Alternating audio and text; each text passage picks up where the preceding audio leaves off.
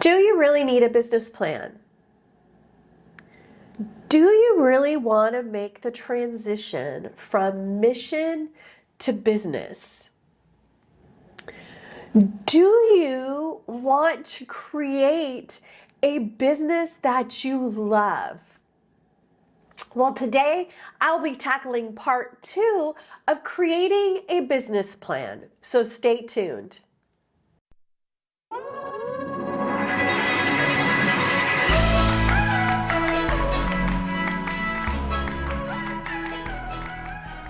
Welcome, I'm Amanda Hall, and I help mission-driven solopreneurs take their mission, passions, and desires and create a business that they love.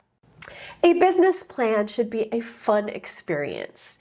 It should not be something that you dread. This document, this story of how you will create your business and how your business will start is the foundation to creating a business that you love. Failing to plan is planning to fail. And I truly believe that. So it's extremely important that you create the story that you want for your business going forward. I will be covering part 2 of creating a business plan today. In part 1, which I'll link in the description below, which is your executive summary, which includes your corporate details, your vision, and your mission. So in part 2, I talked about opportunity. And that is knowing your audience, the problems that you will solve for that audience, and creating products and services that will serve to solve that problem. As well as doing a competitive analysis, not only of your competition, but also determining what your strengths and weaknesses are within your business. So today in part 2, we're going to be talking about the execution and counting the cost.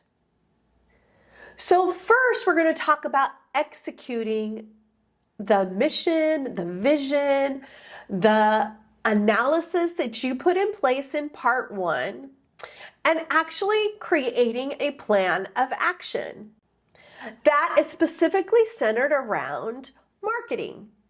So today, you get to put on your Chief Marketing Officer hat. As I talked about last week, you have many hats that you wear in a solopreneur-driven business where you are the one. And so today, that Chief Marketing Officer hat will be worn to create your plan of action when it comes to marketing. So first, you're going to want to create your marketing strategy. That's going to include your email list. It's going to include your social media. It's going to include your e-commerce. It's going to include your website. Those are all part of the marketing strategy that you're going to be needing to put in place. Now, let me talk a little bit about each one of those. Email. Email is something that you're going to want to do to capture your clients, your audiences into your database. They are going to be the ones that you will eventually market to. Now, part of an email strategy includes creating a free product that will allow you to give value to your audience, something that they are going to need and want to solve a problem that they have. They're coming to you as the trusted person that they are seeking advice from. You're going to want to capture that email address so that in the future, when you have other offers, products, and services available to help them solve additional problems, you have a way to contact them. Now, I will get into way more detail on creating an email strategy in future content.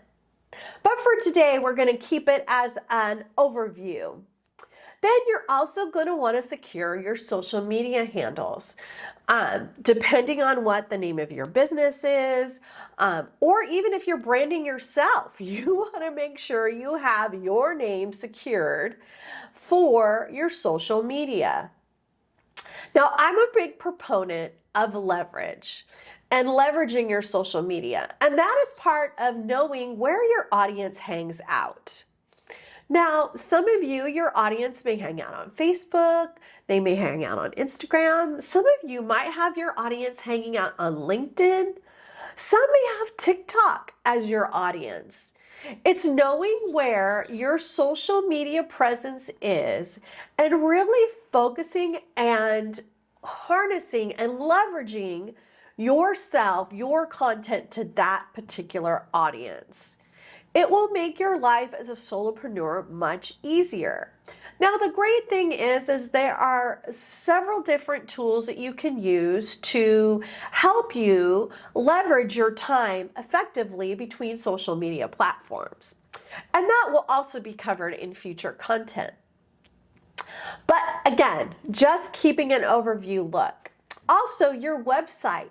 You want to secure your domain name. Now, you may not immediately want to go out and create a website, but you're going to want to secure the name of your business and your personal name web addresses, because that is a vital component of branding and marketing. Then, as we talked about last week with your products and services, you're going to want to add and offer somewhere on your website an e-commerce place, whether it's for free, paid, whatever type of service or product you'll be offering will be contained on the e-commerce part of your website. Now, there are ways to drill down on all of this stuff, and I will definitely be covering that in future content. But I really wanted to give you the basics of what you need to be thinking about and planning for as you start to create this business that you're going to love. These are things you have to think about. There are amazing tools and resources out there that can help you execute all the portions of this part of the execution. Also, you need to think about your branding. What do you look like? What are your colors? What are your fonts? What is your text going to look like? What are the images that you want to put out to create, to inspire people to look at your content, to review your content, to see your content? And then there is the level of consistency in all three of those. You want your colors to be consistent, you want your type to be consistent or your fonts, and you want your images to be consistent. You want to select things that are going to represent you. Yet, you also want to be mindful of what your audience needs and wants.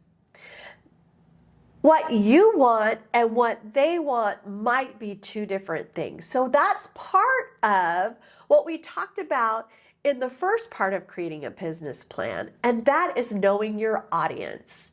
Doing a competitive analysis of where your audience is going to find the solution to their problems will help you to create your branding. Sometimes you have to remember that it's not about you, but it's about the audience that you serve. And recognizing the things that are going to inspire them, that are going to be pleasing to them, they're going to catch their eye, color-wise, font-wise, image-wise. That's really what branding is all about. Then there's always, as your business starts to grow, that you need to give thought to potential partnerships. Whether that's affiliate marketing, which means you're representing another company because their products or service have benefited you, or whether they're partnerships with others in your industry. Maybe there's a competitor that is maybe tapping an audience that you're not quite sure if you want to tap into that market, but they can bring value to your audience. Maybe you want to talk about partnering with them on content of some sort, whether it's a podcast or whether it's a video, so that your audience is getting additional value above and beyond you, but you are serving them. And then you have also the opportunity to offer complementary services and products from others that you value and you trust. You have to remember that you are the trusted source for your audience.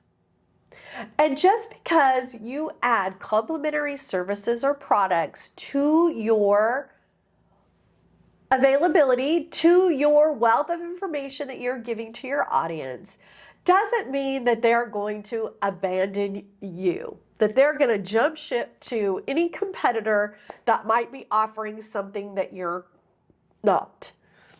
So I would encourage you that when you go into this part, to thinking about partnerships, affiliate marketing, ways that you can partner, monetize, create different streams of revenue for your business by doing this route, that you realize it's really all about serving your ideal audience. And if you create a bond of trust, they're going to keep coming back to you. And that is what is important when it comes to partnerships. But this is all part of creating a plan so that you can execute a plan of action to actually take your mission, those passions, dreams, desires, and creating the business that you love. It's bridging that gap. You have the plan, now it's time to execute. Put that into action. Now, part 4. This is counting the cost.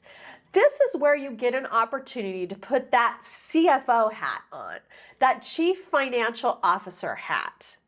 And let me tell you, this is not by any stretch of the means a place where I am strong, a place that I really understand as much. However, I have sought out others who have gifts and abilities and talents in this area to help me put together this plan. And I will tell you that this is also going to be the foundation to where you start actually creating income, as well as expenses. At a start, a startup usually tends to incur more expenses than profit because you're trying to get your business off the ground. Now, I will tell you, there are some extremely amazing free resources that you can use to start building your business that will work in all facets of your business plan. And it's always a good idea that when you are working through your business plan, that you start incorporating those into your business plan, where you will be spending money and then how you intend to make money. So the first part of counting the cost is time. You need to know how much time you are going to be willing to invest in taking your mission to business. Are you willing to make this a full-time commitment? Do you have another job where you have to make this a part-time commitment? Do you only have a certain designated number of hours that you can give to this project, to this business, to creating this thing that you love? It has to become a priority. You have to set your time accordingly. Let's talk about resources. We are going to have to set aside money that is specifically going to be invested into our business.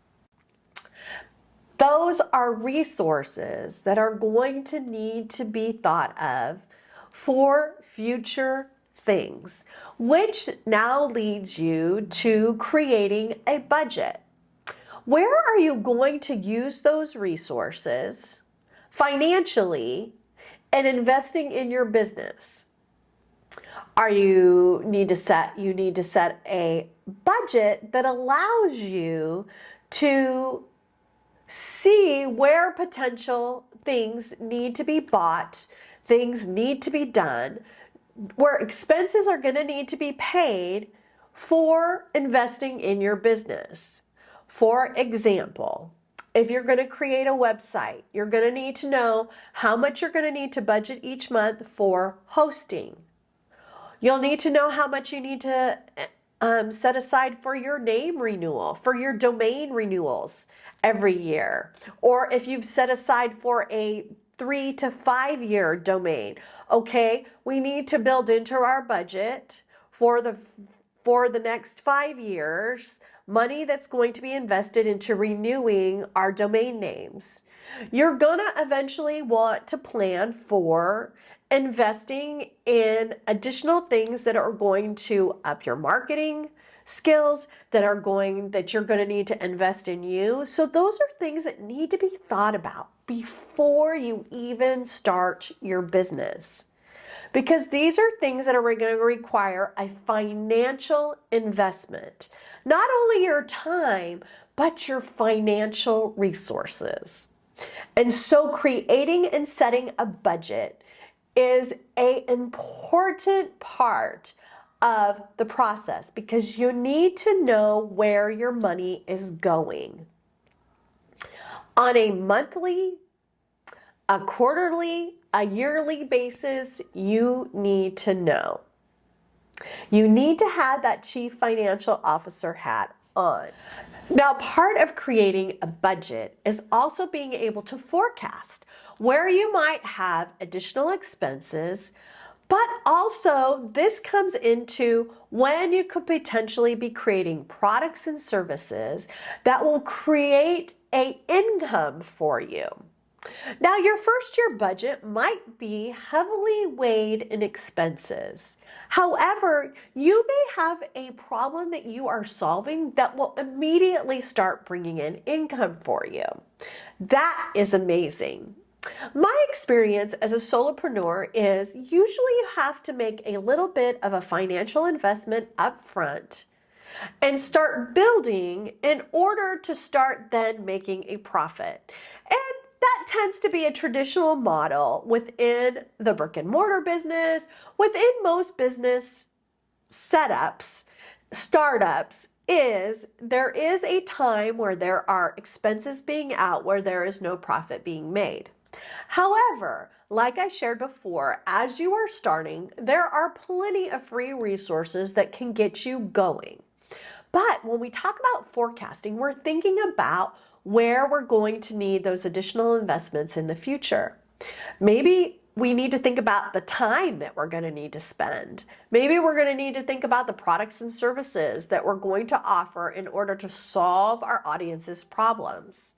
To be able to see a little bit ahead of where those solutions can be created for problems that maybe your audience doesn't even know yet.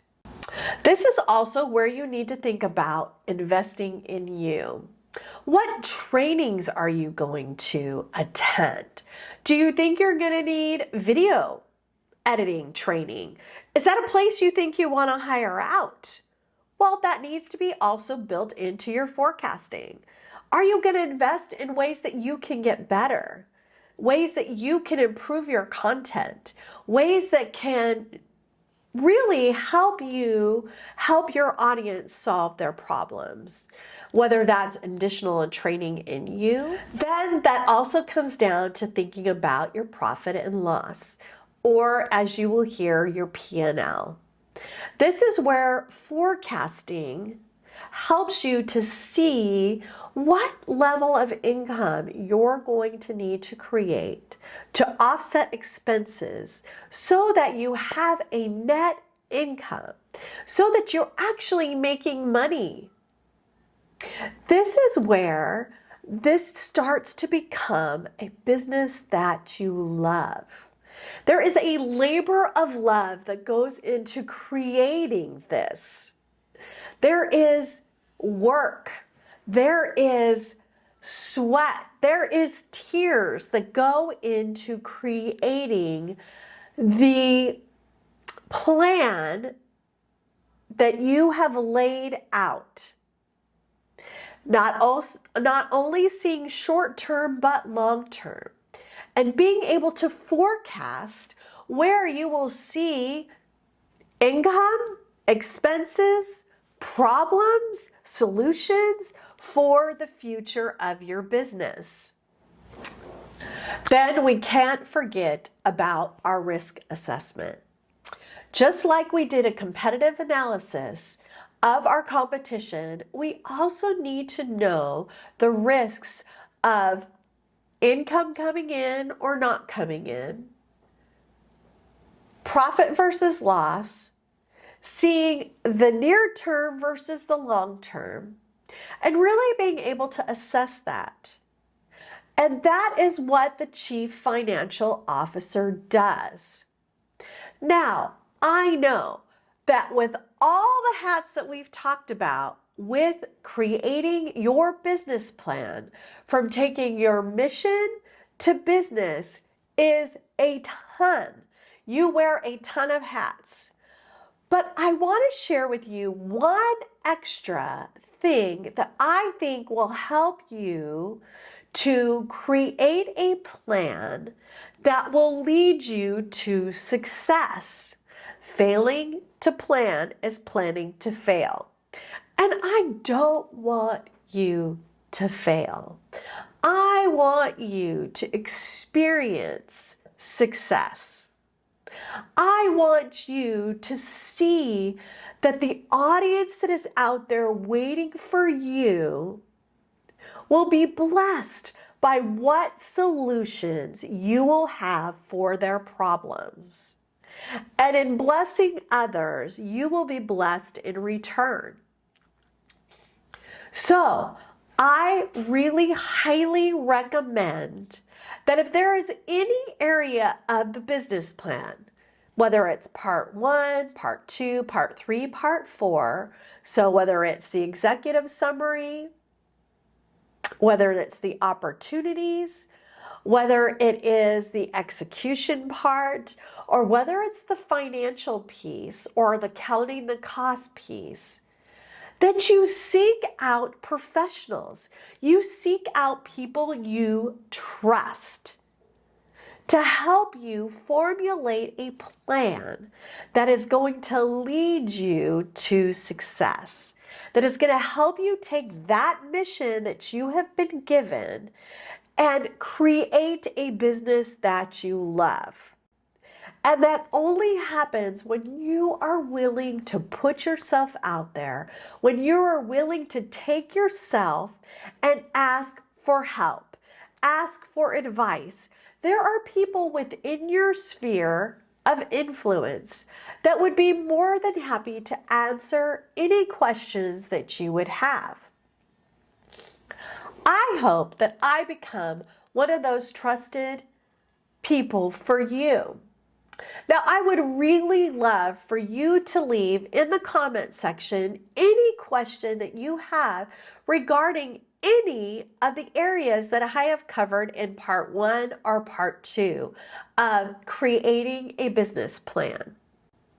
My goal is to serve you, to provide you with content, with information that will help you take your mission and create a business surrounding that mission that will eventually bless your audience by helping them solve their problems, and in turn blessing you by providing the solution to those problems, not only financially, but emotionally. You deserve to have a business that you love. And a business plan is the starting point, is the place that you're going to go back to on the times when things get hard, when you lose sight of your vision and your mission, when you need help going like, why did I create this product? Or why is this a problem for my people? What solutions do I need to create? When you have this business plan that you can look back on, whether at the start it's a daily occurrence, or whether maybe as your business starts to grow, you're only looking at it occasionally, it's a document that can help you remember why you created this vision, this mission, this plan to carry out your mission to business. Thank you so much. It is my honor and my privilege to serve you. Please don't feel afraid to leave any comments down of any future content that you would like to see. I would love to help you solve your problems as a solopreneur, taking your mission to business. Have a great day.